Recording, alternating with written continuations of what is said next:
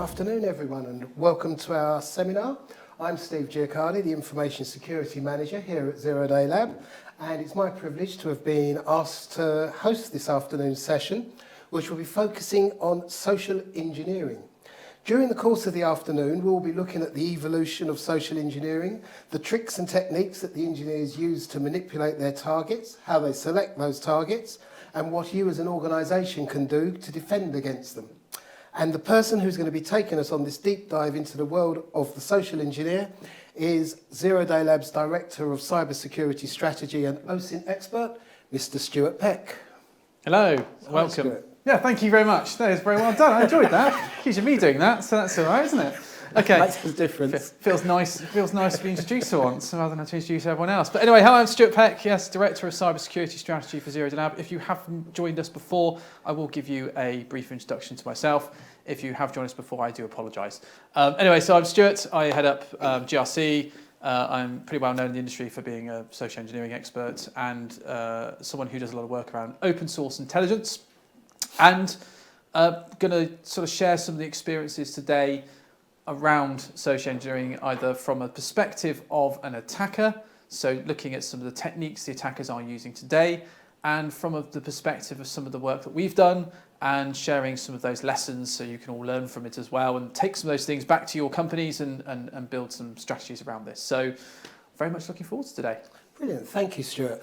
So I guess if we're going to go into social engineering, it would be really interesting to give both myself and the audience an understanding of the evolution of social engineering, where it came from, how it's evolved. Yeah, so as a term, social engineering is a relatively new term.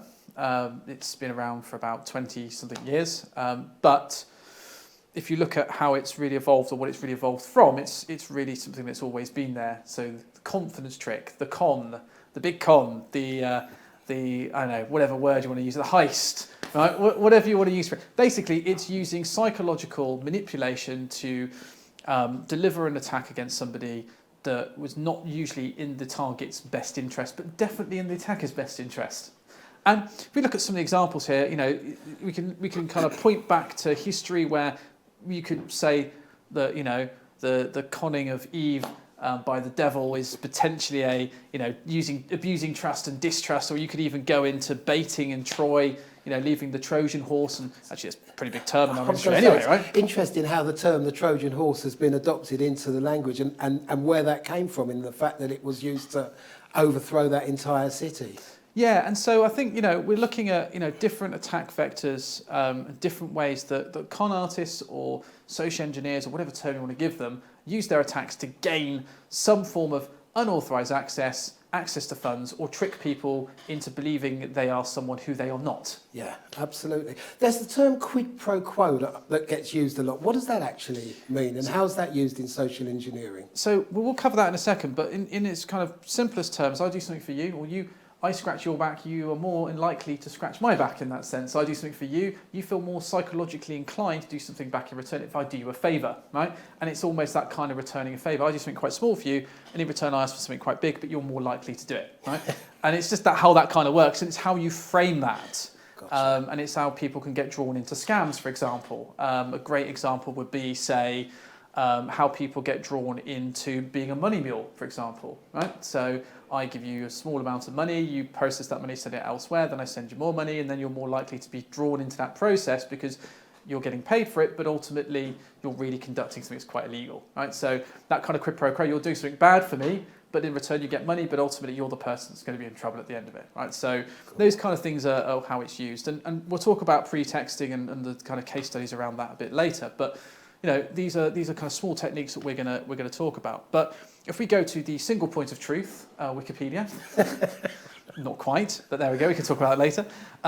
You know, information. You know, in terms of information security or social engineering, it really is divulging confidential information, tricking someone or conning someone into divulging sensitive information, or engaging in activities that would not be in that person's best interest, such as clicking a link or whatever it may be. And I think it's important to point out at this stage that social engineering doesn't just have to happen through a computer. It can happen face to face or anywhere, and multiple ways of doing it. It's not just phishing, it's not just getting someone to go to a malicious website. It's not just opening a malicious attachment. It's not all those kind of things. It can be physical. It can be done over the phone. It can be done through text messages. There's different mechanisms, but ultimately the objective is what the attacker will want to understand is what are they trying to do and which mechanism is going to be best for them to achieve that objective, which we will definitely talk about. And what is the sort of general rule of thumb for the objective of the attacker in a social engineering context? It's to get away with sensitive information or to gain unauthorized access to a network or to convince someone to do something and then gain a hold over them. So extortion is a great example of that, right? Or coercion as well could potentially be another method, which we will definitely talk about. Cool. Statistics. Everyone likes statistics, mostly. You can use statistics to use for anything. We may talk about that later. But anyway, the point is that, a lot of breaches that we see are down to people not having that kind of really mature security awareness programs. And I'd like to really call security awareness as kind of the first step. It's that kind of security culture and engagement process, because awareness is saying I'm aware of something. Really, we're talking about how do you build off the back of that to build skills. But ultimately, people having a basic kind of awareness program can lead to mistakes happening and people making those kind of falling victim to social engineering. It really is the weapon of choice. It will be. We'll show why that is later, how many applications you can use and how many different things you can do and the different attacks that you can support during that, which is really important. And also we think about human error. So, what we're trying to do in some cases as social engineers is to force human error, to force people to make those mistakes, to catch people when they're busy, right? And I really do subscribe to the thought process that literally anyone could be social engineers under certain conditions, right? If you're just getting back off holiday, for example, you might be really busy and you go through hundreds of emails and you might just click through them and actually accidentally click on a phishing link, right? It's quite possible to do that. Anyone could fall for it. If you've got someone who's incredibly sophisticated, which we'll talk about some of those attacks later, there's going to be a lot of work that goes into it. But if you get that level of sophistication right and the level of open source intelligence and the pretext right, you could convince anyone to do something, right?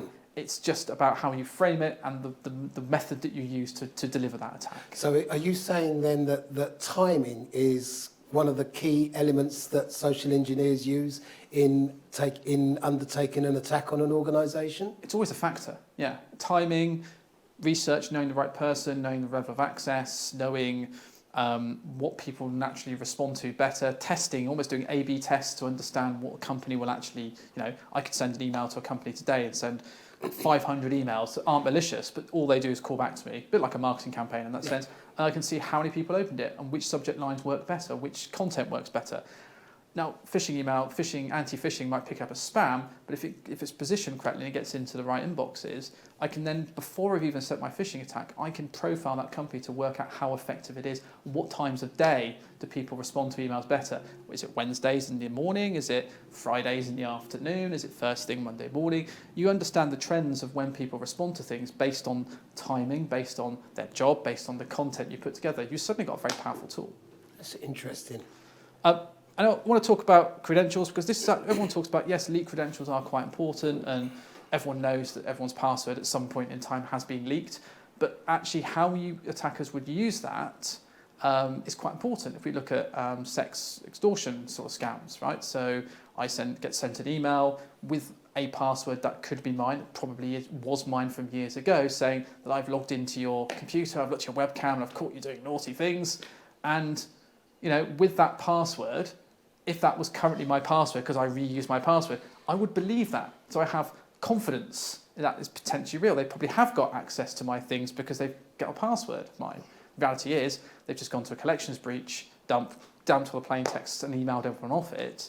But these scams keep going around and people still keep falling for them because it's all about that confidence. It's all about the fact that they've been, the legitimacy of the email is in the information that you share. But it's also playing on that other aspect of human nature, that the whole shame side of things, and people are desperate not to sort of be called out in these bad actions that they may have undertaken. Absolute fear, right? Plays to fear, which is kind of where it ties into Maslow's kind of hierarchy of needs. You can tie a lot of attacks to this because if you think about where an attacker's trying to target and how they're trying to psychologically profile their targets, and at the base level, if we're just talking about someone sending out mass phishing emails, well, they're not really going to do any of this. They're just going to go, I'm going to send out 10 million emails and I want 1% of people to click on it, and of those 1% of people, I want maybe 1% of that 1% to enter their credentials. That's a pretty good day for pressing a button, basically, and sending out a campaign, right? They're going to get good results from that.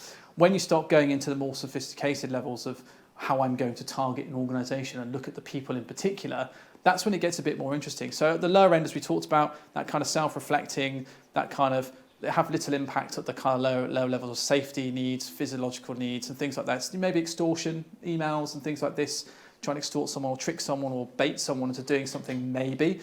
Where it gets a bit more interesting and where I see a lot more interest is that the kind of, let's talk about romance scamming, or let's talk about sexual exploitation scamming, and all those kind of things. Highly effective methods for attackers that really basic, create a fake account, copy someone's profile, copy their pictures, build a profile, probably takes about 20 minutes, 30 minutes, an hour or something like that to build that profile, go after vulnerable targets, and you play on people's emotions and you make lots of money from it. Absolutely. That kind of horrible scam, but highly effective. Yeah, right? Because you see a lot of this, don't you? There's a lot of the reported relationship scams where people have built up that relationship with a vulnerable individual and then hit them for a loan because they've put across that they're in trouble, and the recipient has said, because I'm in love with this person, I will bail them out.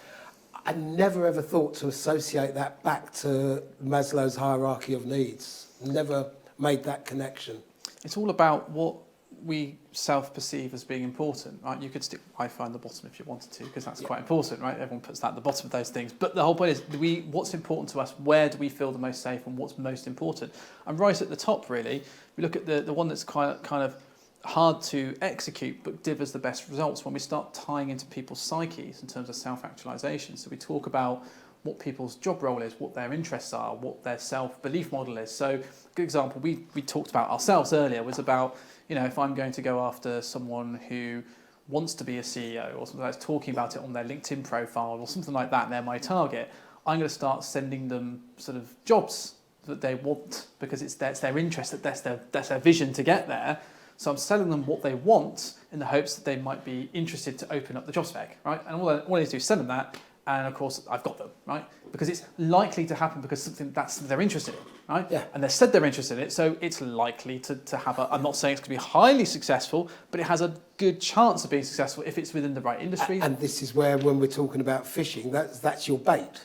Exactly, and this is all about trying to understand how attackers profile people.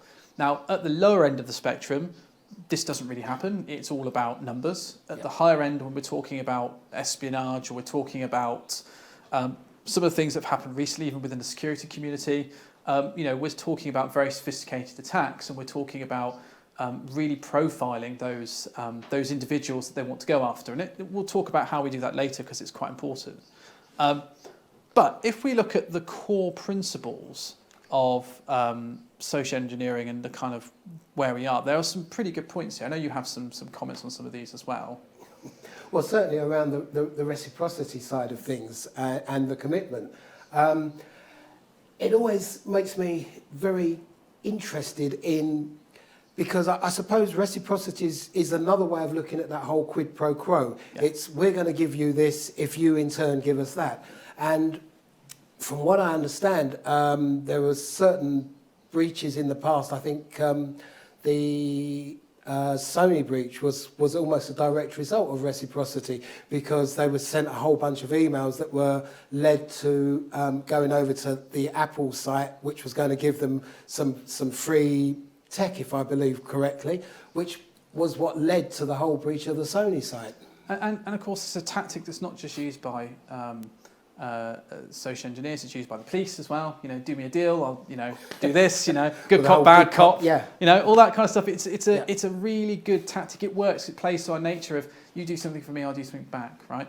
Commitment as well. We talk about terms, right? Well, it's not really a social engineering thing, but it's a conditioning thing, right? We're conditioned to we almost just go through, don't even read the terms of service, and we click accept, right? Yeah. But if we were to read the terms of service and then actually we might think about accepting it, because we might think, what are we signing up to here? Then you'll be less likely to do it. But because you've accepted already, you're not going to get rid of the app, right? Well, there was that case, wasn't there, a few years ago about the guy who changed the terms and conditions to a website and said that by signing this you agree to give your firstborn son to it, or your firstborn child. Yeah, and so it's like, this kind of thing is, psychologically we're conditioned, we've accepted it, we've made a commitment, well, we're going to stick to it, right? And of course, we break commitments and we do all these kind of things as well. I'm not saying that we're literally going to commit to that, but when we're less likely to do it, especially if the right conditions are presented.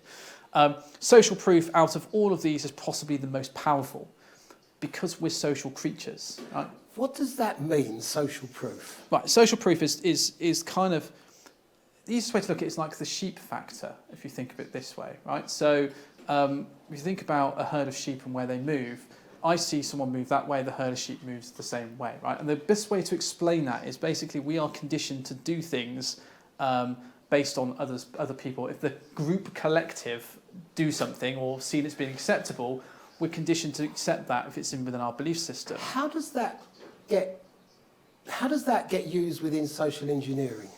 Well, it's about our conditioning, right? So I'll give you an example, right? So if you think about social media, right? Mm-hmm. Good example of this, right? So if you think about social media and we think about,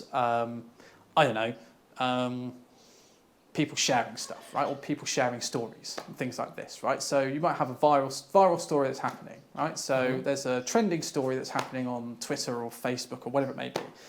An attacker will create a trending story that it looks very interesting, maybe a slightly different title, and then encourage people to share it. Or another great way of doing it as well is the whole what do you call it?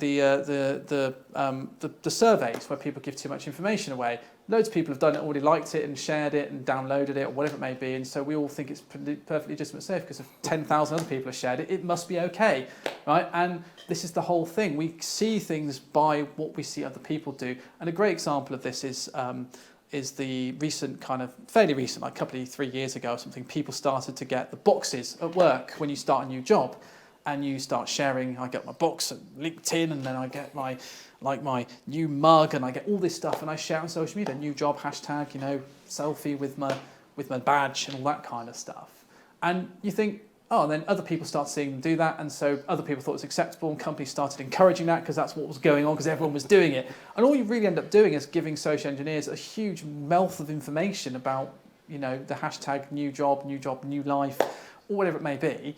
And all of a sudden, you've just got a wealth of information about a company, people sharing passwords, people sharing, people post-it notes on their screen with sharing passwords, their new password in the little box or whatever it may be. Ridiculous stuff, right? Yeah. MAC addresses and things like this, a whole range of stuff. So, it is a really big problem. And I know we're going to touch these other bits area, but really authorities, something we'll talk about later, works. Yep. Works really well. Well, you mentioned authority when you mentioned about the police with the commitment and the good cop, bad cop thing. Yeah. Well, authority also comes down to a combination of the social proof as well, because if we see someone in a uniform, we obviously assume that they're official, right? Yeah. If we see someone in a high-vis vest, exactly, we assume they should be there, right? Yeah. There's always worry about people in high-vis vests because they get anywhere, right? And that's the whole thing, right? So we're kind of conditioned to that, so we assume they have the authority to be there. When we talk about authority from a social engineering point of view, we also have to take into consideration that if the attacker hasn't done their research properly, the authority might not work. And the example I can give is if I've got a 30-person company and I try to impersonate someone with some seniority, the likelihood is they're all going to know who that person is, and suddenly they could be like, John, someone's just called as you, John, but obviously you're sitting next to me. Right? It's not going to work. It does, however, work when you've got a much larger company where people are less likely to know each other as well, or have less contact with the people higher up the chain. So authority can then work. And so you're talking about those distances or separation between you and the person that you're impersonating. Absolutely. And also you can have regions. So I'm from a different region, different country, whatever it may be, right? And this all starts to kind of get a little bit more interesting. So there are all of these things, they're kind of core principles. But if we look at some of the kind of things that really get interesting, it's like, well, who are the attackers? And to really kind of sort of start that. That was what I was going to say. Like, we've got all these techniques, but who is it that actually uses them and employs them to the best of their abilities? It's everyone, right? And that's the whole point. Social engineering itself is a mechanism to deliver something else in most cases, right? It's a payload mechanism. It's a way to deliver a payload. It's a way to deliver a message. It's a way to coerce somebody to do something. So because we're dealing with humans, there's so many different applications. We're not just talking about technology, we're talking about psychology and technology. Yeah. Technology enables the attack in some cases, sometimes it doesn't. Yeah, but it's also that psychology that's there, that's behind, that's enabling the technology to be able to overtake or take over that network. Absolutely, and that's the whole point. It's the mechanism for doing something. I've got some really good case studies I'm definitely going to share on this as well, like about how we've been able to get into buildings or get people to pretend to be support people and get them to give me remote access to their machines or all that kind of great stuff, right? It's all there, and it's very simple. And I think the different applications. So and I've very clearly put governments in here because there's a couple of things. Governments obviously have state actors and state-sponsored attacks. We also have governments using social engineering through propaganda messaging and stuff like this. You're conditioning people using these kind of core principles of influence to deliver a message on something, right? I think a lot of government comes down to two things. It comes down to authority. Because we're the government, we have the authority to do this. We also have trust. Because we're the government, the people automatically trust the message that's coming from the government. And social proof, because other people are doing it, and following everybody's the rules. Doing, yeah. So we're all kind of consumers, we're all conditioned in this way. Yeah. This is where attackers live. They live in this grey area, right? They abuse what's good and what's bad. They sit in this area where they abuse normal process. They sit within what is normal. As soon as you sit outside of normal, you stand out. Yeah. So it's about blending into, if, for example, you have a finance department, okay, what's the process for a finance department? How do I get a new invoice raised? Do they have a process established? They don't. I can abuse that, and now I can live in the grey area and re-engineer that. What's the HR process look like? Do they have any screening? Does CVs get AV scanned before they come in? No, they don't. Fantastic. I'm applying to all the jobs from all different CVs in the world, and hopefully something gets in. Yeah. Right? There's all these things that, abusing that normal business process to deliver an attack that gets me in as a starting point, and that's all they need as a starting point. Right? And it's just going to take us into techniques now. And so among those techniques are what, Stuart? Well, we've got to talk about the engagement model, because this is kind of the principle of what we're going to talk about today. It's about how an attacker defines what a target is, what's a good target for an attacker, what data do they gather on that attack and on that target. So is it a company? Is it individuals within that company? Is it a particular application? Whatever it is, they're going after, and they're using the developers, for example. They're looking to get into a big application. Let's go after the developers, right? No one ever social engineers developers. That never happens, right? Never. Right. So, that's the whole point. Is that what are we going after? Where are these attackers going to get this information? This is, we're saying that attackers are going to acquire the data and acquire this information about organisations. How do they get that information? How do they determine who to attack? Well, we'll definitely talk about that in a second, but ultimately it's about using open source intelligence, profiling a company, looking at what data's out there and looking at what they can leverage, right? So us, any people within the organisation that are in a lot of breaches, for example, right? So this person's in lots of breaches. Maybe I'll look at just doing what I would usually do is work out what the format of the email addresses are and just do a scrape on LinkedIn, and there you go, pretty much there's my initial list. Tie that up against any breach engines and off we go, right? I've suddenly got a target list to go after. Or probably if I've indexed lots of the breaches, I'm probably going to use that as my starting point anyway. Find out the domain, who's in the domain, great, fantastic. These are all my initial targets. Cross-reference that against their job titles. These are top 20 people I'm going to go after first because they'd like to have good access. Research them on social media. What are they sharing? How do they have a social media account? How many social media accounts do they have? Are they got dating accounts? Do they have? Where am I going to intersect them? Am I going to do it online? Am I going to do it over email? Am I going to spoof some sites and try and get them to give their two-factor authentication tokens away? How am I going to do it? But as soon as you get the data, that informs the method, right? And that's the key. Yeah. Data informs how I'm going to do it. You can do it without doing any open source intelligence, but guess what you don't have? You don't have that ability to maneuver. You're sticking to a predefined pretext, and you lose the relevancy, and you could actually lose the And I'm guessing that the more data you can acquire on a target, the more chance you have of actually being able to convince that target that the information you're sending them is something that they want to interact with. Correct. And also the credibility, which we'll talk about in a second. And so that then defines the pretext. So I've got the data, I've got something good, and I'm going to use that to deliver a pretext, a scenario, an invented scenario, which we'll talk about in a second. The engagement is how I'm going to engage and the method of engagement, and then how the exit strategy is basically, is that literally since I've engaged, they give me their password, that's the end of it, that's going to be a different part of an assessment. I'm now going to use that password to gain unauthorized access. Or is it going to be delivering malware, which is in the starting point of my engagement? Whatever that is. The exit strategy is I've got the information, I'm now going to do something with it. And then rinse and repeat, as they say. Right? And on that sort of side, I guess this is more about whether social engineers are picky or not. And there's kind of two trains of thoughts on this. I know you've got a train of thought on this as well. Well, I always thought that social engineers basically look to go after the juicy targets first. They look to try and get people that have got the admin credentials, because if they can get the admin credentials, it gives them access to the network, basically. That they look to go after the C-suite people, because if they can get into the C-suite, they've got a real good chance of being able to convince those people that they might need to urgently transfer money here or there. And then the other thing is that they're looking to get data. So if they can get hold of somebody who's got access to data, to databases, then they can exfiltrate that data.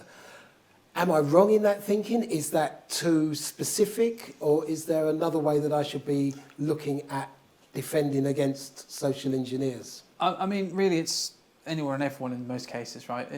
But if we're talking about the things you talked about, privileged access, yes, of course attackers want to get, if you can do a social engineering campaign and you can get a domain admin as part of your campaign, it's like the golden ticket, right? It's great, as long as they've entered the right credentials and they haven't got other things like two-factor and all that kind of stuff in place. But it's a really good start, right? And it's something, or if you're able to infect somebody with some malware with a domain admin credentials, well, that's the meal ticket, right? It's done, right? It's game over. It's game, set, match. Please, we'll move on from there. But it's not always possible. And you've also got to bear in mind that people are likely to have the privileged access, that people are likely to be more aware of these attacks and likely to spot them. So your attack will be slightly different, probably a slightly slower approach as opposed to here's a phishing link, go and click on it, right? So I think yes, the attackers want to get domain admin, they want to get privileged access, but there might be other ways of doing that slowly but surely. Targeting the support desk is a great way to social engineer people, raising tickets through public ticket systems with attachments for issues and screenshots, embedding something in that. Lovely. Does a really good job, especially if no one filters those things. It's a great way to get in, right? So there's different ways of doing things, and it all depends on what the attack vector is and what the target you're going after. Data, I think really we've covered that. Good data, better the data, better the outcome, right? I think, it's like anything, right? Good data in, good outcome the other side, right? I think that's really important. But the thing that I'm really feeling from listening to you so far is that you've got to be kind of really mindful about the information that you're sharing out there in the public domain, because that's being harvested by people to be able to craft these attacks and to be able to pretext a way of getting into you. You need to be a little bit more conscious of what it is that you're leaving out there for people to see. Oh yeah, it's like a window shopping for people like me, especially like people with a social media profile or multiple social media profiles. People reuse profile pictures. It's really good for doing tools like Sherlock, and you can just go and do a username search, and all of a sudden you've got that person's username, where they use it, the accounts they use. You can do reverse image searching. I mean, there's literally a breadcrumb trail of stuff. If people don't have social media accounts, they just have a LinkedIn profile, then you can start looking at their colleagues. You can even start looking at whether they've got friends and family. You can start working out, if they've got a brother that's connected on LinkedIn, or they've got a brother, that brother has a Facebook profile, he's in all the photos, or his wife's in the photos, or whatever it may be. And all of a sudden you've got something else to pivot off, and you can build a picture of that person there. So there is a story that I was able to, slightly off track, but kind of interesting. I was able to get, so I did some work on a client, and one of the execs was like, I don't really have much social media profile, but I have this. I have LinkedIn. I was like, oh, okay, fine.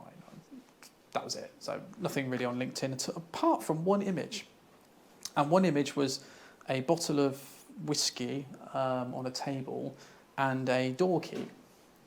And for me, that was really valuable because you can 3D print door keys. So I was able to get a high enough definition photo of a door key. But there's a warning before we go any further. So, and that's really interesting. So, and you think about it's the same thing. So that although it's more personal attack vector from an exec of a company. You've got this 3D printed door key. I'm not saying I 3D printed it. I'm saying you can 3D print. I have done it before to prove things. But the whole point is that, information that seems perfectly harmless to everyone in the room potentially to someone who's looking for those clues is very valuable. And it's a picture really paints 1,000 words, and I'm conscious of time.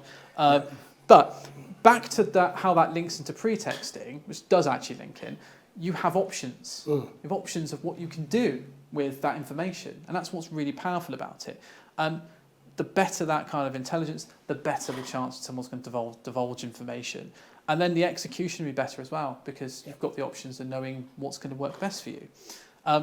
And if we look at the mechanisms here, there are a couple here that are really important, but you obviously got some points on this as well. Well, yeah, I think it's the credibility for me is the thing that leaps out from all of this. The more credible you are with the way that you can present your case, your bait to your target, the more opportunity you're going to have for that target to actually interact with you and for you to get the result that you want, which is ideally for them to click on a link or to give you the information that you need to be able to access that network. And I think that comes with that mixture of having the right authority, which you explained that you can obtain through getting the information that you've acquired through your open source investigations, and then having the right approach to be able to make sure that the target doesn't suspect that what you're delivering to them is, well, basically fishy.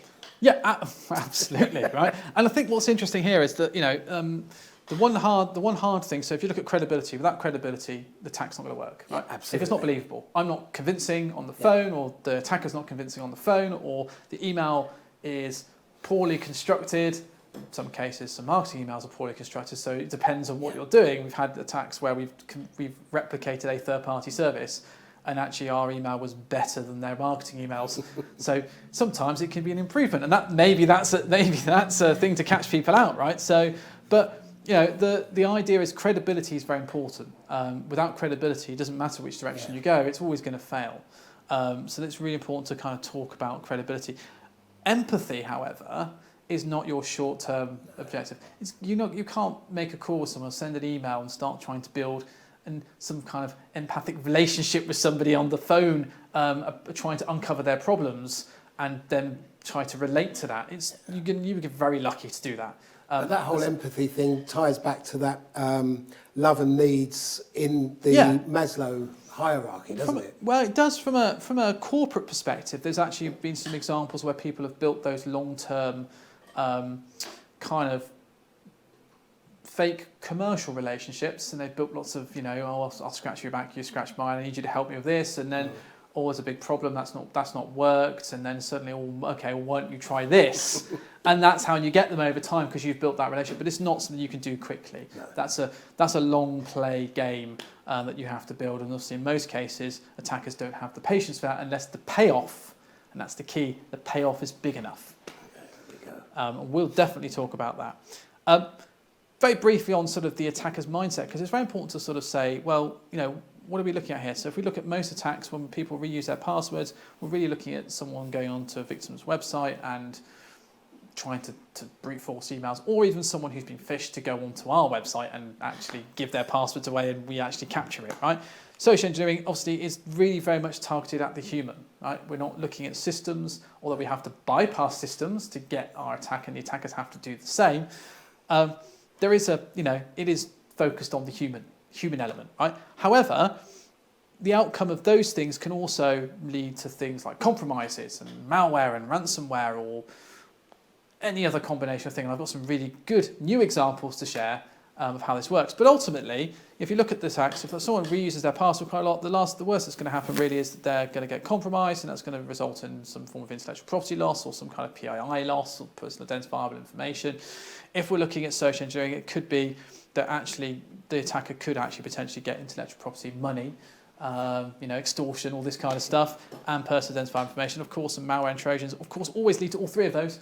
Of course they do. But in most cases, they are delivered through some form of social engineering attack. So, all those things can be affected by that kind of same model. And these are your usual suspects for social engineering, I take it. Yes, one of my favourite films as well. It's a great film. It's kind of got a social engineering aspect to it, right? Almost not quite a quid, not really smishing, more of a quid pro quo, more of a Kaiser Associated feel to it. But the point is of this, right, and this is the whole point, is when we're talking about the different types of attacks, the baiting is quite powerful in the right circumstance when you're building a news story and you're trying to clickbait people into doing it. You know, all the news sites have clickbait articles and people click on it and they go, what is this stuff I've been taken to? And when malicious advertising was a thing, a really big thing, that caused a lot of issues, but malicious advertising has thankfully gone away quite a lot. There's now issues with content delivery networks, but we won't even talk about that. It's a whole different thing. But the element of baiting and getting people to click on something that's quite interesting and trending, and maybe you can, there's a really good attack, it just reminded me. There's a really good recent attack that I discovered, and wasn't the person to originally discover it, but discovered it by accident through some open source intelligence. And what I was doing is these very unique kind of keyword searches on social media. And it was quite clever. It was like a baiting type attack. So basically, whatever I'd put in, there would be a compromise of what is a legitimate domain and take you to a random website. And each website you'd go to would be a forum. And on that forum would have the answer to the question that you'd asked on Google. So every time you ask a question like, how do I do this, such and such, right? It would come back with this forum, and the same forum page would come up with a different document name that was dynamically generated with the answer to the question as a fake post. And so you would actually click on it and it would download like some trick bot or some kind of Trojan, right? Obviously I didn't download it, but I did some research and did some stuff analysis. But this is quite clever. And this is where the attackers have used black hat search engine optimization and social engineering to present a scenario, even though it's not actually directly targeting, it's like an online form of phishing, where your query is then answered. The question is populated dynamically through the search queries presented in the header into the web page, and then you think someone's having a conversation about your subject, and here's a solution in a PDF that's malicious. Fantastic. Brilliant, right? Fantastic. Really clever, and really annoying. Dangerous. A bit dangerous, a bit annoying, because like every time I do any open source intelligence, But then the level of sophistication that goes behind delivering something like that, well, does that put that out of the reach of the ordinary fisher, and does that point towards that being more? I think it's becoming more mainstream, because 6 months on, there was a big campaign talking about this. So I found it sort of 6 months before it became in the news, and I just didn't think anything of it. I just thought, oh, this sounds a bit weird. Maybe I've stumbled across something a bit weird, something very old. Turned out this seemed to be a big campaign that was going on about websites being compromised, and just literally a random page they create on the compromised website that was like on a standard like GoDaddy host type thing, and they would just literally send you to that site. And so it was like so many sites being compromised by this, and it was just a huge campaign. But back to the point, those kind of things becoming mainstream, and this is what we're talking about, is different attacks that may not directly target you, but they are kind of opportunistic. They bait you into doing something, or it seems like a really interesting, and they use sponsored ads and stuff like this to get there as well, so bring up the ratings. And we're going to talk about all these things, right? And the first one I want to talk about is telephone phishing. Now, for me, telephone phishing happens to be one of my favourite attacks. Obviously not if you're being attacked by someone who's doing telephone phishing, but for me personally, delivering telephone phishing is something which is really interesting, because the weapon is the phone, and I'm calling someone, and that's it. Now I may do other things off the back of that, but ultimately it's just a phone call, and convincing someone to divulge information they probably shouldn't do. And in most cases people go, well, do people really give passwords over the phone? And I would say, if you'd asked me that 3 years ago, I'd say a little bit, maybe a bit, maybe 30% of the time someone would give their password over the phone. Now, less so, but you don't always need to give passwords over the phone. And this is where you go back to that slide that we showed earlier, where we had the trust, and you've got the authority, and you've got the credibility. Yeah, absolutely. And if you get those things right, you'll get people to do anything. Right, but within reason, of course, right? But I'm going to play this anyway and explain why phishing works. So let me just play this now.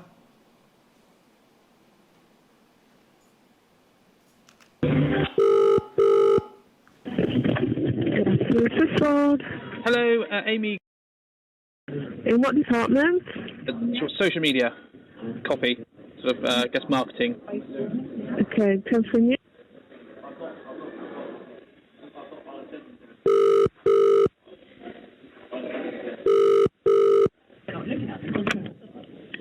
Hi, Charlotte speaking. Oh, I was after Amy. She's around. Amy? But have I got through to the right department?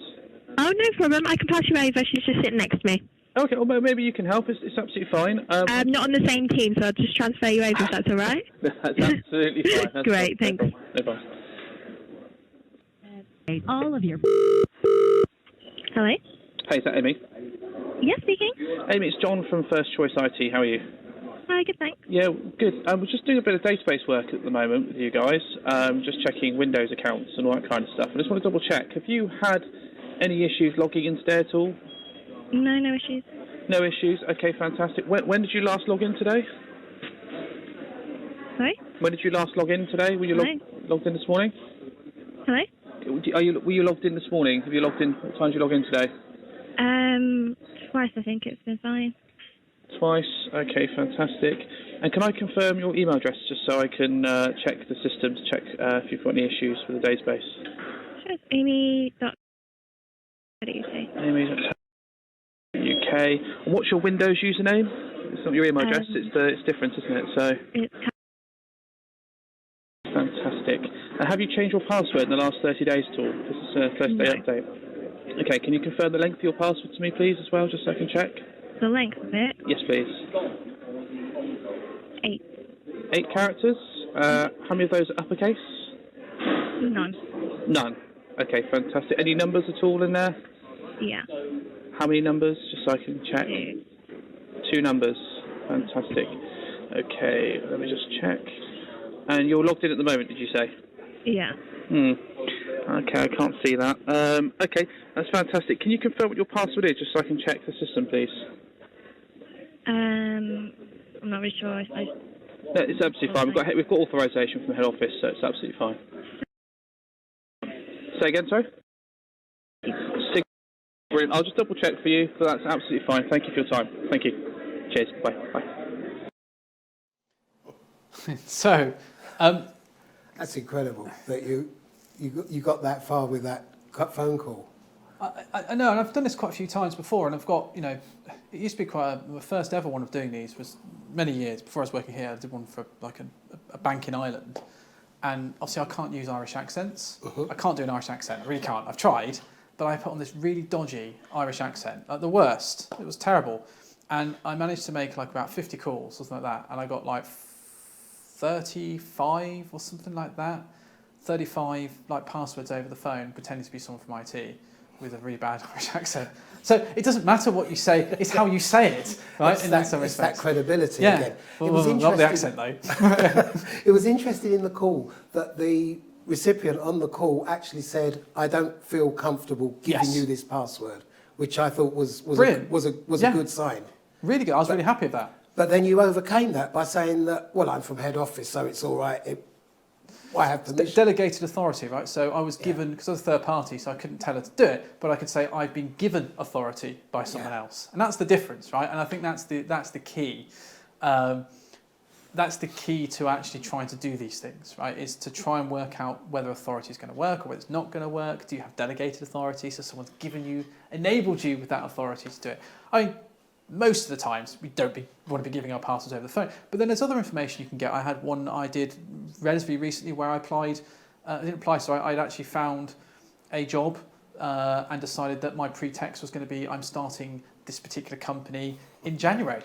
And this was over December, and so I just called up the support desk because they were the target, and of course help desk, people like to be helpful.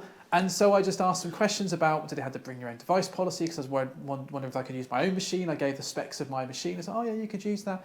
Oh, are you working with any data and all this kind of stuff? Oh yeah, I'll be working with this type. Oh, well then you probably you'd have to VPN in and this. And all of a sudden I built up this rapport with them and said, well, what's the specs of the ones that I'm given? They said, well, we all have this kind of machine, this standard build. I said, well, what security stuff? I've got this on mine. Does it have the same? Oh, we'd put this on it. And all of a sudden I had their password policy. I had everything. Brilliant. Could have got them to create me an account. I wasn't in scope, so I wasn't allowed to do that. But I think I built enough rapport with them. But the whole point is, at the end of it, I had a list of everything that company had. And so, from an attacker point of view, it became very useful. And from a defender point of view, what would you have expected the service desk to have done?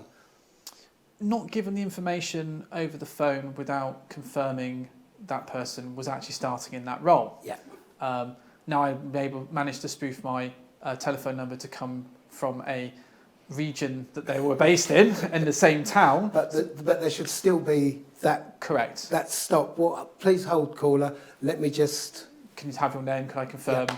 Let me just get what's authority what's to answer your line questions. manager? What employee number have you got? Yeah. All that kind of stuff, right? And and of course, if you're support desk and you've got, I don't know, external clients and things like this, then you'd get like challenges and things like this Yeah. if it's very specific information. But yeah, it is very important to kind of have those challenges in place to stop these people from being able to elicit that information. Cool, because it's all very well we keep saying about the different ways that we're attacking, that companies are getting attacked. See, I think it's equally important to be able to understand The defence. the blocks we can put in to stop and thwart social engineering attacks. Absolutely, and we've got a whole ton of those towards the end of the session. But yeah, it's fine. We'll get there. I think I know I've kind of laboured the point around the strategy, but really I'm not going to go into MITRE attack framework or into any kill chain methodologies or anything like this. Really, the idea is that most people assume that the social engineering aspect happens just at the beginning of an attack. It can happen throughout the life cycle, and it can happen when an organisation attacker can't quite get deep enough into the network, so they might need to pivot a different way. So if I've managed to compromise a mailbox, for example, I can then use phishing from a trusted source to other people in the organisation to increase my attack and therefore increase my movement within the network. So all these things kind of happen. It happens at multiple points in time. This is one of the things that people forget about business email compromise. It isn't the fact that email has been compromised, it's going to be used externally. It's that internal network that's at risk because it's never going to be stopped by by email filters. Well, especially if you have a trusted internal, right? Now, so of course, depends on how you set it up, but if you have a trusted internal, sometimes people do. If it's from inside the network or if it's inside of using 365, you can determine the soft filtering. It's going within the network anyway, so kind of not really going out, going back in, right? So it just depends on how it's all been set up. But the point is that you're more likely to have a relaxed policy from stuff that's coming from inside. And you're more likely to trust it because you're seeing it's coming from one of your co-workers. Yep, it's not external, it's not spoofed. And it's the monthly figures that they're sending across. Just changed with a bit of a payload, right? So, and that's all those kind of things that are very simple but very effective, right? And I think, you know, we talked about phishing, we've talked about telephone phishing. Haven't really talked much about phishing, but we'll talk much more about phishing soon. But you know, and I think the physical stuff. Now, a lot of people are probably thinking on this seminar that, well, most of us are working remotely, and that is probably the case. And some of us are probably transitioning back to face, and some people are probably going fully back to face. But there will be this situation where we probably have colleagues that we've never physically met, and we're in this sort of unusual kind of dynamic at the moment where we're used to seeing new people in the office or not used to seeing people in the office, or maybe we've got people in the office that haven't actually been in the building, so therefore they don't know who their colleagues are because they've never seen them face to face. This creates a unique situation that we haven't really had before. And physical security is obviously quite important, and I've spent a lot of time over the years doing the physical security social engineering, which is basically trying to break into buildings across the world. I've done all these kind of great talks on that kind of stuff. But what's really interesting is, you know, physical security is going to become important again. Mm-hmm. We're not being used to being in offices, so we're probably going to be less aware of the threat that may be proposed to us. Yeah. And a little case study from this, I was asked to test a building somewhere in the world, and I'd found out on this particular case there was a job spec on the internet, and on their job page we have a shuttle bus that takes us to the office, and you can jump on it when you like. I was like, brilliant, I'll find that shuttle bus, I'll get on the shuttle bus, I'll get through all their controls that they have in place, and then I can tailgate in through their back gate there, which also has a card reader. So I've got through one control, and then it finds out they're all going in through a staff entrance, which I didn't know about because I couldn't really see it from my recon, but I knew there was some kind of entrance that wasn't a main entrance. And of course, I was able to then drop myself straight into the building past the physical access control, and there wasn't any from there on in, right? There was other things, but the point is I'm now in, right? Yeah. Mission part 1 done, right? Very simple information that's out there. And it can just be as simple as that. Tailgating, if you've got the right approach, the right research done, you've found your little exploit, you've broken through the process, you can get in anywhere. with the right time and resources. There are some places where I haven't been able to get into, and that's fine. And you go, that's good. I want people to stop me. I want people to detect me. I want people to report my phishing emails. That's what we're here to do. The attackers don't know. Right? And they're going to try a lot more sophisticated things at times, or they're going to have a lot more time to come up with the long game plan that they plan for 6 months before they break in Mission Impossible style. So what sort of tools do the hackers and the social engineers use to be able to understand the targets? So I think we've talked a bit about some of these tools already, but you've got things like Social Engineering Toolkit, which is an open source tool that enables you to be able to combine phishing with a payload. And that payload is, using things like Metasploit and things like this. And then you've also got like Hate Mail, which is again an open source tool written by someone I know from the community and quite a good friend of mine. He actually has developed this to do as a search engine for breach data. So it's quite a nice one. You can use from command line. I use that quite a lot. Obviously, Proxmarks for doing card reading, which is very valuable if you're trying to do the physical stuff, but also quite valuable for a whole ton of things. Trying to create fake accounts we haven't really talked much about the social engineering over social media, but creating fake accounts is quite important, and fake name generator, and a whole bunch of stuff for your kind of voice over IP, creating your own voice over IP server, which I have at the moment for doing telephone spoofing, and then EvilGenX, which is of course a two-factor authentication phishing, open source again. You've got an example of two-factor phishing, I believe. And later on I do, yeah, absolutely. Cool. And just to summarise this as well, it's just quite important that we talk about the tools that you can use, and I couldn't fit all the tools that you would use in any kind of campaign onto any number of slide decks. It'd be like a book. There's so many things you can use, but the idea is that you pick and choose the tools for your right scenario. Sometimes there isn't a tool. Sometimes it is simple as just sending a very basic email with a URL, right? And you might use the Microsoft services to do that because no one's going to block Microsoft, for example, right? It's very hard to block them. So, there's things that attackers will abuse there as well. But ultimately, all these things kind of link together is what I'm trying to talk about. So, your phishing could link to your telephone phishing could link to something physical, book yourself an appointment. All those kind of points link together quite nicely. And this takes us into the kind of new risks, because although phishing is the most prolific attack, it has also seen a lot of evolution over the last 3 months into so many different areas. And I know you've got some sort of thoughts, not dropping you in this one, but you've got some thoughts on this. Well, I have, and I think that one of the big things that we've seen recently is a rise in the use of trusted brands for phishing. I mean, I know certainly I've received loads of texts, particularly sort of smishing texts, which purport to come from people like Royal Mail and other delivery firms, claiming that they've got a parcel that they're trying to deliver. I have to pay a certain amount of money to get this parcel delivered, and I basically look at this and think, really? Delete. But this is being more and more common in people's mailboxes, these requests for money, for authentication, coming from reputable sources. Things like your Netflix is about to expire and your WhatsApp needs to be, your credentials need to be recertified. Why is this? Why are people using these credentials, using these well-known brands to try and scoop your credentials? Is it because there's that trust thing going on? It's a combination of trust, it's a combination of credibility, right? And I think actually to your point that you made really reminded me of something as well. So that Royal Mail scam, hugely successful, right? Very simple, it's always very effective, right? And there's this sort of model I have that the best way to tell a lie is to stick to as close to the truth as possible, right? They're the best lies. Yeah. And that's what we're doing as social engineers. We're basically elaborating a lie. And the attackers are doing the same. You used to get the letters through the post to say we couldn't deliver your parcel, please come pick it up. Someone didn't pay enough postage, right? That's all they're doing. They're just using that same process through a text. Highly successful, really, really effective. But the one thing as well is that we're using like secure messaging apps such as WhatsApp. And there's a real kind of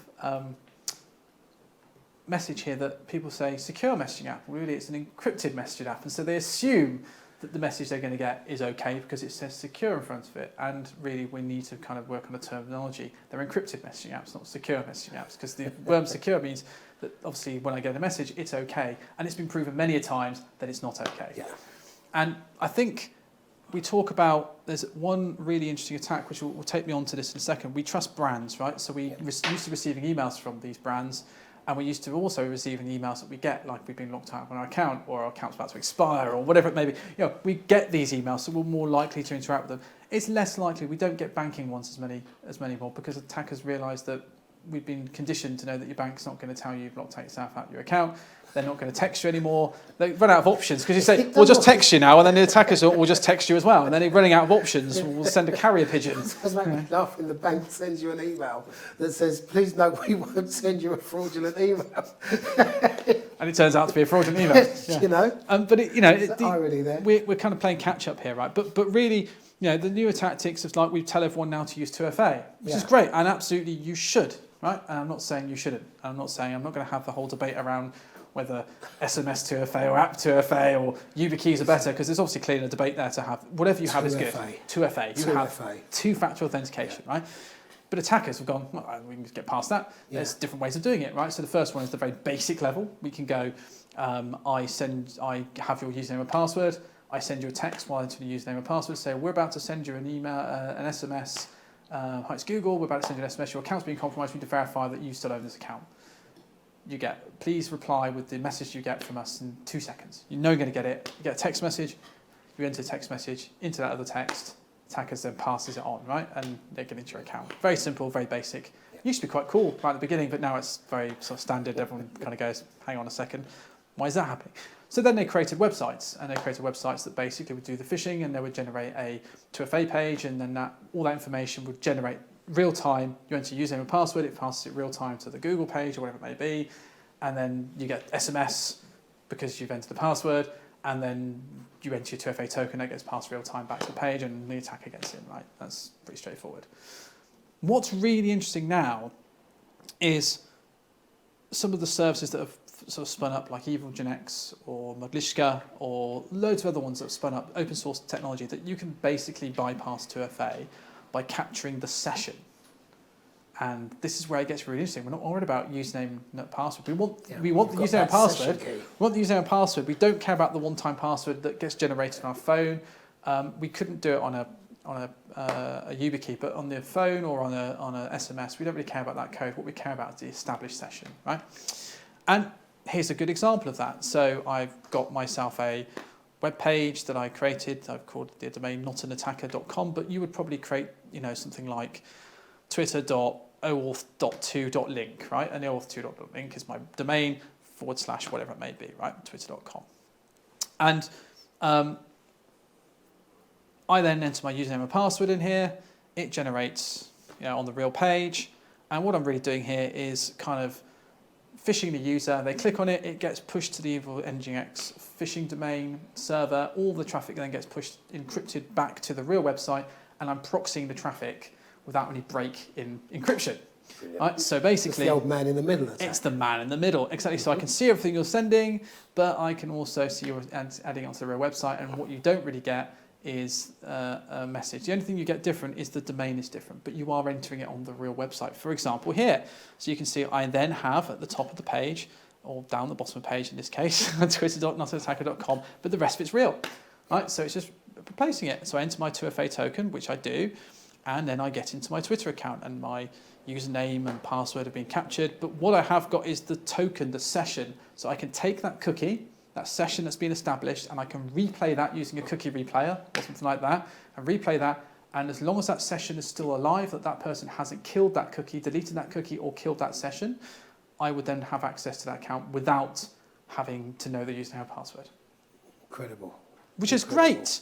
And it still works, and it works on, you can create your own fishlets and things like this. But the thing is, this is one of the many ways, and this is not one of many ways of doing this. Now, actually, we can take it a step further, because if you look at a lot of the sophistication, I'd say the sophistication in anti-phishing tools, anti-spam, anti-phishing tools, right?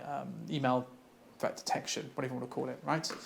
Has gone up a lot over the years. actually frustratingly so for people like me, because sometimes it's very hard to get an email through without having to whitelist it. And in some cases, you can get them through without whitelisting, but it's getting harder, right? So some quite clever attackers trying to deliver Baseloader called Basecaller,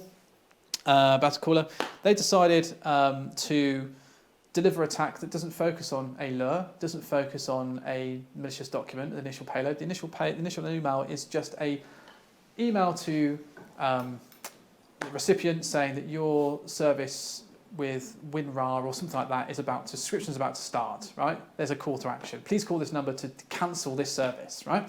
Or your subscription is about to expire at this, or whatever it may be. They use either or, right? Combination of two. There is no link. It's just a telephone number. You call the number. So it's a call to action. It's a call to action with a telephone with a telephone number. Yeah.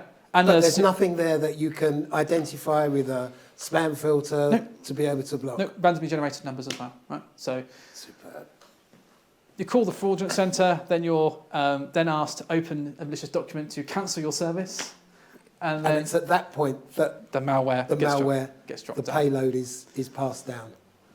Loads, the usual stuff, the usual suspect of Cobalt Strike, and then all of a sudden it's game over, right? And then you're going to get an attacker with hands-on keyboard of your device. But what's really interesting about this particular technique, and I quite like this, and this was obviously Microsoft had shared this recently, and I'd seen this happen in the wild a little bit as well, that it is combining that kind of the old telephone scamming, reversing it, right, and actually doing the phishing, and then but getting through detection. Now you have to create a bunch of YARA rules to detect the subjects of emails, or potentially some YARA rules to detect maybe outbound traffic to certain domains that might be known as being malicious. But this is going to be going on for a while, and I can see this becoming quite a big thing. So we're all talking about, well, don't click on links. Well, what about calling numbers? Don't phone random numbers. Don't phone random numbers who are telling you your subscription. Where do we draw the line? But then again, this is where your user awareness training has got to come into play, because surely your thought must be, but I don't have a WinRAR account. Why would they be charging me? But everyone has a free WinRAR account, don't they? I don't know. Do they? I think I do. That's not the point, right? The point But there- it is to question that email, isn't it? It's joking to be aside, absolutely. suspicious. Yeah, absolutely, and it's not trusting based on the emails you're getting. If you're not expecting, and we're going to talk about this in a bit, but if you're not expecting something, of course, you've got to verify, right? Yeah. And verification is the key to defeating social engineering. And it right? goes back to that help desk example that you gave earlier. Just stop a moment and verify what you're being asked. It's stop, verify, reports, one Yeah. that I use quite a lot. So stop for 2 seconds, have a think. Just think. Actually, this doesn't seem right, verify. Yeah. Here's wrong report, right? And that's it. And actually, this goes back to the it gets harder to verify the further down the sophistication you get. And there's a really good example of this, like the security researchers. So we're going to talk about security people we wouldn't fall for phishing attacks, and We'd like to think we wouldn't fall for we'd like to phishing think, and we're not attacks. going to challenge that, Yep. right? But I'm a social engineer, so I had quite a few people try lots of things, and you always try that, right? So, but what's really interesting is that you think security researchers who spend their time researching threat actors get targeted by threat actors to share security research, which turns out to be malicious, right? Okay. And compromise. And you have this kind of pretext of, oh, please, can you, with fake social media accounts that have been created that had built like followers up over time, so well-created sock puppet accounts, in most cases, some cases not, and people invited to collaborate on some research that then had when you go to this site, dropped a payload, which was a zero-day Chrome It's a drive-by attack on the research site. Yeah, absolutely, but through Twitter DMs, right? So, Fantastic. a really clever, really sophisticated attack, proving that anyone could be caught out. Now, the clever people actually didn't get caught, but some people did, and I'm not joking. They were incredibly intelligent people who do research attackers every day. Yeah. So, regardless of what you do, even social engineers can be social engineered. That's the point. That attack, it goes back to that self-actualization that you were talking Does about indeed. right at the start of the of the afternoon. Common aligned goals. Yeah, yeah. And that's the key, right? And there's a whole point here, right? That I'm not going to talk about research, but if you do your research well, the idea is that you could follow this cycle. You could then decide, I've got enough information on my target now, I can then develop the perfect pretext. And this takes me back. Sorry, it doesn't take me there. Always done that. Brilliant, thank you. Takes me to job specs, right? And Yeah. that is the the holy grail, the gold mine, the kind of the primary resource for information on a company, in my opinion, especially when we're talking about security roles. Yeah, because I bet that's something that you don't think about, isn't it? From a defensive perspective, you don't think that putting out a job application listing the skills that you want from your security team is actually handing the attackers all the information they need to be able to understand what it is they have to be able to evade. Absolutely, and this is what's really interesting, is because I now know, just from this random advert I picked out from the other day, that they've got a SOC. Yeah. Brilliant. So now I've got to be very careful what I'm sending and how I'm sending it. I do know they've got IDS and IPS. Okay, I'm not so worried about that too much. Email investigation, so they're going to do header analysis. They're going to do some macro extraction. So can't be using macros then at this point, right? So I already know what I've got to bypass, right? I know that they're using either some kind of logarithm or Tenable or Carbon, whatever it may be, right? I now know the tools I'm going to go after. And this is more of an application. I'm going after applications in this case and developers. I now need to know the languages I need to use and what vulnerability stuff they use. And we talked about this earlier. Maybe my pretext isn't knowing what I've got to get past, but maybe it's knowing who I can impersonate. Exactly, yeah, right? Absolutely. So I now have got a list of companies I can impersonate from a support perspective, right? Just phone up, ask to speak to the head of IT, say that you're calling from, for example, Carbon Black, and you want to understand how they're using the product, and try and work your way into being able to get them to come visit the site, fill in a survey Exactly. on the product. I know here they said they're using a SIEM, they're using SOAR. What's interesting here is I now know what SIEM they're using because they're talking Sentinel. So now they've got Office 365, they've got Azure Sentinel, they've got all these pipelines, they've got AWS. I've just got a shopping list, and it's great. I'm not saying that we shouldn't be putting this on job specs, But maybe we should be thinking about how much information we how do much give. of it we're putting in Absolutely. the job specs. SIEM, Yeah. SOC, whatever it may be, keep it, and it's hard, right? It's a hard balance. Yeah. But from an attacker point of view, it's now telling us as attackers or the real attackers Yeah. what I have to get through, Yeah. or what potential controls you have. But I can also see it from the other side, because if you don't specify what those technologies are, you can't whittle down the applications that Can't get the right come people. in. So you're going to have this. There's a real trade-off between the amount of information that you volunteer for the security that you're prepared to risk. 100%, and I'm not disagreeing. I just think it's being aware. I think Yeah. at this stage of that kind of situation, and I think also here is we've got things like why does it still work? I mean, why does it still work? I think we've kind of established that. I think so. It's that whole trust thing, isn't it? I just can't get my head away from that hierarchy of needs, because I think that is so pivotal to understanding social engineering and understanding why social engineering works so well, because it does hit those different areas. It does hit that need to feel important, that ego is there, and that's social proof that you spoke about. Absolutely. I think the key thing here is that we preconditioned. Yeah. We are products of our environment. Social animals, basically. Yeah, we're products of our workplace, our upbringing, and all those things. We come into the world with those social conditions, and people know that. Yeah. And there are certain things that we're all conditioned to do, because that's subconsciously that's how we work. If I say certain words, you're going to react with certain other words, right? It's that whole kind of word game thing. So we all know about what can be affected and how to affect it. And it's about operating in that grey area that we talked about before, what's business process and how to operate. But ultimately, there is an understanding that I'd hope today we've understand that there is a problem, and I think there is always going to be some form of problem, but there is also always going to be a solution, right? And we need to do more as an industry to help with that solution. And blame culture and fear of reprisals are always a contributing factor to how quickly we can restore from an incident, right? And I don't like blame culture. I think that blame culture just makes the problem worse, because if people make mistakes. Yep. And if a person makes a mistake and is afraid to report that mistake to their security team or to their manager, then the consequences of that mistake can be far greater than if that person feels comfortable to go to their line manager, to go to the security team and say, excuse me, I think I might have made a mistake here with this email. I think we need to really move away from that blame culture. Well, it's part of that. So our security controls fail. Yep. For whatever reason, they do at some point. You're not going to stop everything. No. Then you're left to the humans. The humans, some people report it, some people don't. But if no one reports it because they've clicked on it, and actually they are the people that have entered information or have enabled the malware, or whatever it may be, and it hasn't been picked up by the tools, the attacker, the clock is ticking. The quicker we can report things, the quicker we can deal with it, the quicker we can contain it, the more we can reduce the impact. It comes from an instant response point of view. This brings us quite nicely. Looks like we planned this, right? You would have thought so.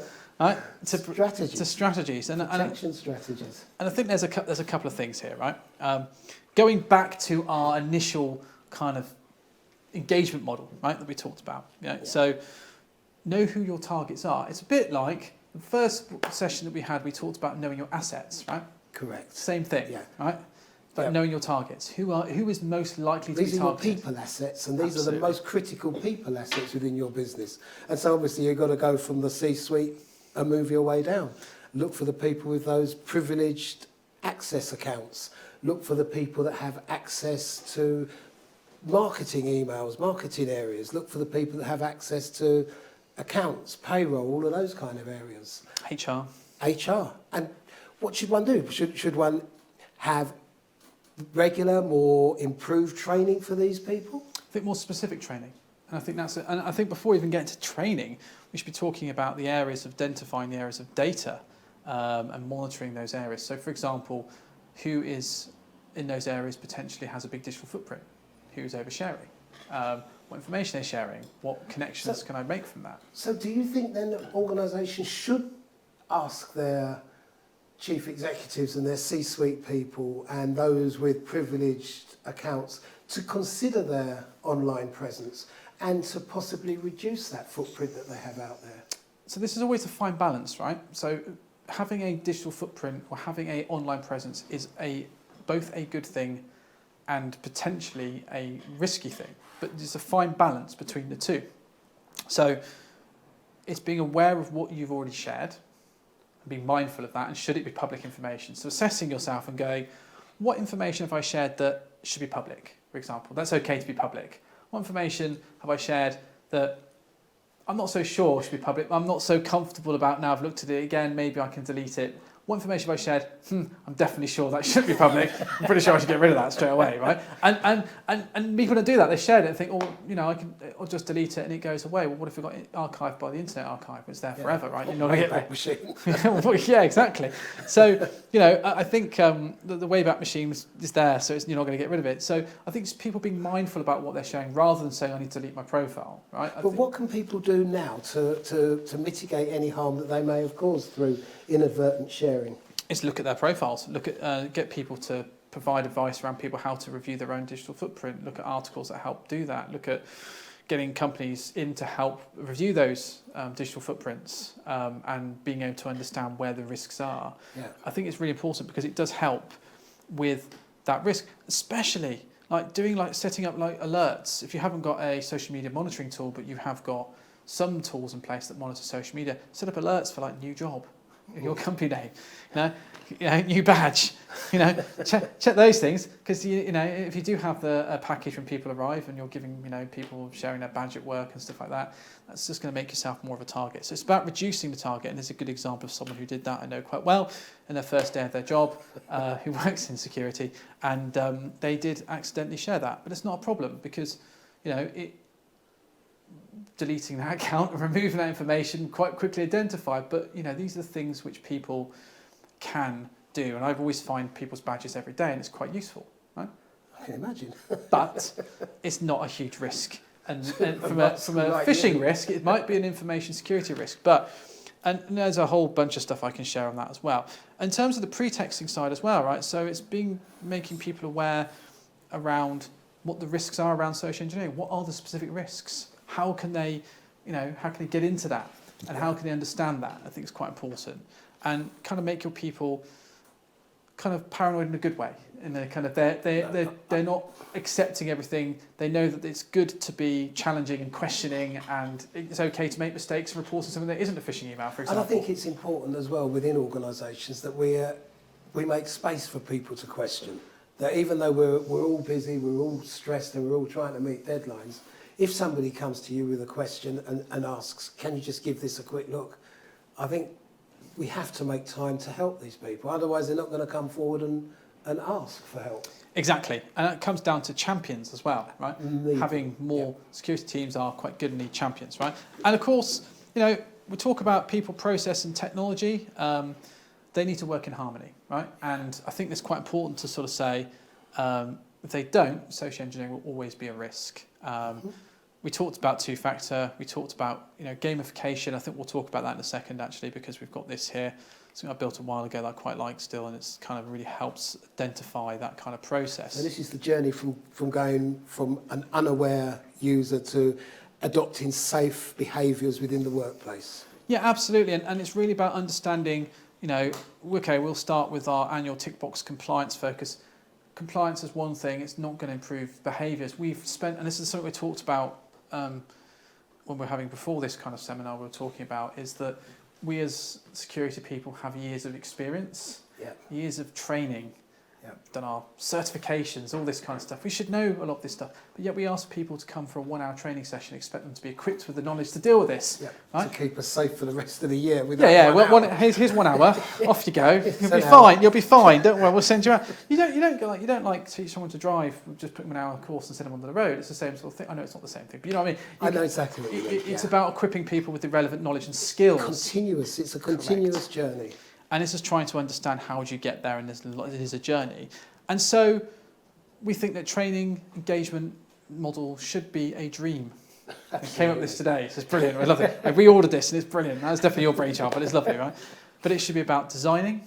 Yeah, indeed. Designing a course, designing a security awareness course that will help you to reinforce the security that you need within your organisation, helping you to educate the workforce to be able to reinforce that security, being able to assess that education and training that you've put in place, and then have ongoing monitoring to make sure that that education and training that you've given your team is in fact working, and that you're getting a reduced number of, for example, clicks on phishing emails, and then monitoring that to design the next round of training, to do the next round of reinforcement for the next set of It's a cycle education. Of improvement, right? Absolutely, the dream. And tying into that, it takes an excess of 2 months, but usually 6 months for a new habit to form, that to become automatic.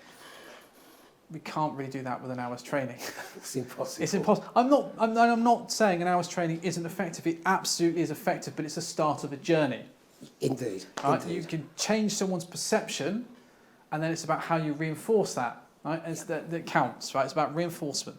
But I think the point you made earlier in the afternoon was that training has to be fun. I don't think it's engaging to have people constantly sitting down at a CBT just picking A, B, C, D, because there's no real interaction. And I do feel that interactive courses are far more engaging, and people take away far more from it than just sitting in front of a computer screen. There's a place for both, right? There is a place Absolutely. for both. And I think that's it. And just to kind of summarise some of these last points, we should be thinking about exposure. We've talked about exposure, understanding exposure of people, but understanding and looking at your policies and looking at, do we actually know their responsibilities? Do you know how to report a social engineering attack? Do you even know what social engineering attack is? Right? Do you understand where your critical data is? Is it protected? How well protected? Who has access? Right? And have we done a proper simulation? Have we tested all the areas that we know are at risk? Have we done departmental testing? Have we done generic testing? Have we done spear phishing? Have we done physical? Where are our gaps and risks? Yeah. Because that's the thing. If you don't test the training, if you don't test the defences, you don't know where the gaps are. Absolutely. And then we can talk about supply chain. We probably will have talked about that before, so we're not going to go too much into it. But also, are you a risk to your own supply chain? Are you going to be the weak link to your chain? Yes. Or are you going to be targeted by your supply chain, if that makes sense? So, and of course, it ties down to instant response and how quickly people can actually having it documented and knowing and understand what happens when a social engineering attack happens. it's about reducing. By doing this, you're kind of reducing personal and company exposure to these type of attacks. We're talking about driving up positive change. You know, we've talked about the attitudes of security, corporate behaviour and personal change as well. So moving people from unaware to being aware. That's really good. And then, of course, adopting safe behaviours and all this kind of stuff. And then kind of doing those reinforcement exercises and reducing that fear of reprisals. These are all things, these are tools that you can build over time. This isn't like saying, right, we're just going to fix this right now. This is a program of works. This is something that you need to build, and it takes time. But with the right investment and the right buy-in and the right tools, and a combination of tools and process and fun, engaging training, whatever it may be, and follow-up activities, you can really get good improvements here. And I'm conscious of time, so I'm going to move on to the penultimate slide around attackers do not care about compliance. Well, no, because attackers are going to do everything they can to circumvent compliance. And if compliance is literally just doing that training for 1 hour a year to be able to say that, yeah, we do security training, we do it on an annual basis, that's not really helping you as an organisation. The only people that's really helping is the attackers, because that's kind of a loose approach towards changing your defences and ensuring that you've got up-to-date controls in place within your people. Absolutely. And I think, you know, we've talked, I think I'm not going to beat on compliance training because we've just done that. But, but you know, test, remediate, repeat, keep doing that. Yep. How effective are we being? Security training should be a dream, right? All the way. A dream. We're going to use that a lot more. I like that, right? And of course, people know their responsibilities. How many times have we done like security audits and walked in and go, well, do you know who's responsible for this? Yeah. And show us your responsibility when doing audits. This, I think, should be really built into the policies that businesses are writing, so that when you have that little text towards the footer of the policy which says, if you notice a breach of this policy, please report this to, so that you're always reinforcing who you should be reporting a breach of policy to. Absolutely. And so, in summary, train employees about the risks of cybersecurity. I think you've really brought home to me today how important it is to make sure that we have training in place within organisations that looks at social engineering and that helps people to understand and to prepare themselves how to defend against social engineering attacks. I think we need to make sure that as organisations we've implemented robust monitoring processes. We need to look for indicators such as unusual logins. We want to look to see if people are coming from strange locations. We want to make sure that if there are lots of failed logins, where these failed logins are coming from, who they're coming from. We need to understand how we're using third-party cloud applications within our business. Are we using things like Google and Dropbox, and are they being properly encrypted? Do we use lots of encrypted zip files, for example? Well, if we're not using them but seeing stuff going out there, that's a big indicator as well. It might be more than social engineering going on, but it's something a bit worse, right? But absolutely. And then we've got to look at our joiners and leavers processes. Are we closing accounts quickly when people are leaving? When people are joining, are we doing the proper background checks to make sure that these people who are joining our business are who they say they are? Email, making sure that DMARC, DKIM and SPF are all configured within our DNS records. And then finally, having an open or anonymous reporting culture, making it comfortable for people to say, I think I've made a mistake over here. I think that is critical in helping to stem the damage that can be done in the event that we fall foul to a social engineering attack. Stuart, that was an amazing tour de force, my friend. Thank you very much for that. Do we have any questions? I think we do, don't we? I think we have 5. Oh, well, you have to check. You've got the this is going to be got the magic tablet. I don't know about magic. I don't think it's working. Oh no. Bear with. There you go. That's that moment of awkward silence. Not at all. It's the moment that Microsoft let you down. Is it working? Yeah, no, I do not believe we're going to have any joy with this. Oh, don't worry. We have a phone. Bless you. There you go. It's not quite your colour. So the first question's a great one, actually. Physical security in the new normal with new colleagues mask wearing. How do we raise awareness to this? Do you think we're going to have to go back to basics around physical office security as it's been so long? Do you know what? It's the mask wearing. That's a great question. That's a brilliant question. I love that. Do you know what? It's something which I have been thinking about. How do we know who people are for enforcing masks in offices? And actually, there isn't. What's the company's policy around mask wearing? Are we wearing masks at our desks, or are we wearing masks? Do we not wear masks when we walk in before we authenticate the building? If that makes sense. Yep. Is there a way of doing that to actually understand it? But it's a really hard question to answer because it's such a new topic even for me in terms of how do we go about dealing with that particular threat. Personally, I would absolutely 100% go back to basics physical security. We've all been working from home. It's not business as usual for us at the moment, really. So I think a refresher for everyone about physical security, staying alert, staying focused is really important, I think. Definitely. But going back to masks, I think that the only way we can overcome mask wearing is that masks should be removed when people are entering the building, because you need to be able to physically identify who it is. And then if the organisation is going to be implementing masks internally when you're moving between, once the person's been authenticated and authorised for entry, then they should be allowed to put their mask back on. I can't see any other way around it at the moment. I think it's a difficult one, isn't it? I think it's certainly something I'd like to take away and think about, for sure. And I've got another question here. Somebody wants to know, Stuart, have you actually paid for WinRAR then? Yes, I have actually paid for WinRAR, just to confirm that, legitimately. But yeah, thank you for that question. We have another question. What are some good resources for cybersecurity training you would recommend for small business staff? Do you know what? NCSC have got some really good resources. At the moment, there's some really good. We've actually got some good presentations and some good videos. It's the National Cybersecurity Centre, really good. Also, if you go to CyberAware as well, which is cyberaware.org, that's also, they do a lot of work, especially around October when it's Cybersecurity Awareness Month. They have a ton of videos as well. And, of course, you can always talk to us as well. I had to tie that back, right? And we are also asked, how much liability does the company being represented in a phishing attack have? So if a hacker poses to be from HSBC, even though they're not, does HSBC have any responsibility to cover the damage? Well, it depends, right? So if we're talking from a personal attack, so if someone was to impersonate HSBC and I lost funds from my bank account, and it was a phishing attack and it purported to come from HSBC, usually banks have policies on that now to reimburse people on that.